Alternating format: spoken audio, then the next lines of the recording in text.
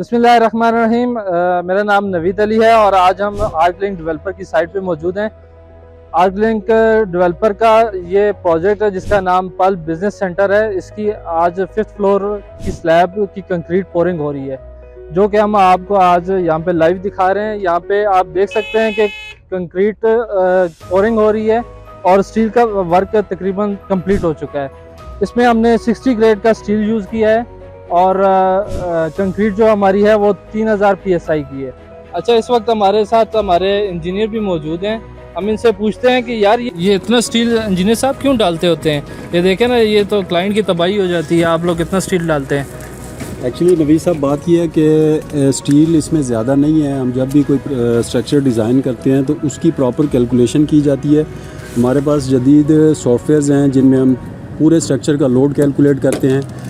इसका स्ट्रक्चर का अपना जो वेट होता है पहले वो कैलकुलेट किया जाता है, उसके बाद इस पे जो लाइव लोड होता है, मिसाल के तौर पे यहाँ पे लोगों ने चलना फिरना है, वो लोड कैलकुलेट किया जाता है। डेड लोड जिस तरह फर्नीचर है, बाकी चीज़ें जो भी यहाँ पे आनी है रखनी है, वो सारा लोड कैलकुलेट करके सेफ्टी फैक्टर लगाने के बाद फिर हम इसका जो है ना वो स्टील डिज़ाइन करते हैं। तो ये जो हमारा इस प्रोजेक्ट का जो स्टील डिज़ाइन हुआ है, ये सारी कैलकुलेशंस करने के बाद हमने ये स्टील डिज़ाइन किया है और सेफ्टी फैक्टर भी है इसमें, ताकि कल को अगर कोई ज़लज़ला वगैरह या इस तरह की कोई चीज़ आती है तो हमारा प्रोजेक्ट सेफ़ है। तो आप इस प्रोजेक्ट की जो स्टील जो देख रहे हैं वो हमारी कैलकुलेशन के मुताबिक है। अच्छा, ये 3000 PSI का क्या मतलब होता है? ये अब जो हम कंक्रीट पोर कर रहे हैं तो इसमें 3000 PSI इसको क्यों कहते हैं? एक्चुअली नवीद साहब 3000 PSI का मतलब होता है पाउंड स्क्वायर पर इंचेस। ठीक है। एक स्क्वायर इंच पर जितना लोड आ रहा है ना उसको हम कन्वर्ट करते हैं, तो ये उस हिसाब से हमने कंक्रीट डिज़ाइन की है।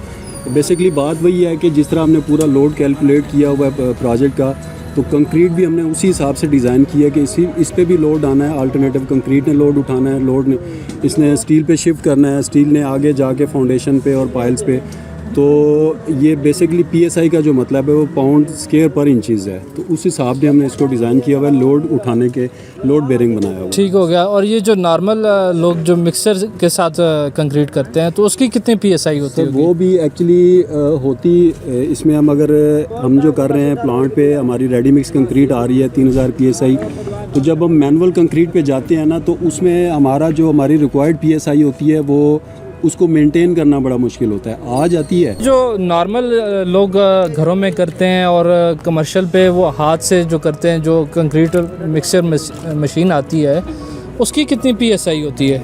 सर नॉर्मल देखें, जब भी एक प्रोजेक्ट डिज़ाइन किया जाता है ना तो उसमें लोड के हिसाब से स्ट्रक्चर की जो कंक्रीट है ना वो भी साथ डिज़ाइन की जाती है। जिस तरह हमारे इसी प्रोजेक्ट की बात कर लें तो हमारे जो वर्टिकल्स हैं, कॉलम्स हैं, लिफ्ट हैं, शेयर वाल्स हैं, ये हम दे रहे हैं 4500 PSI में। ठीक है। अगर हम स्लैब पे आते हैं तो हमारी स्लैब है 3000 PSI।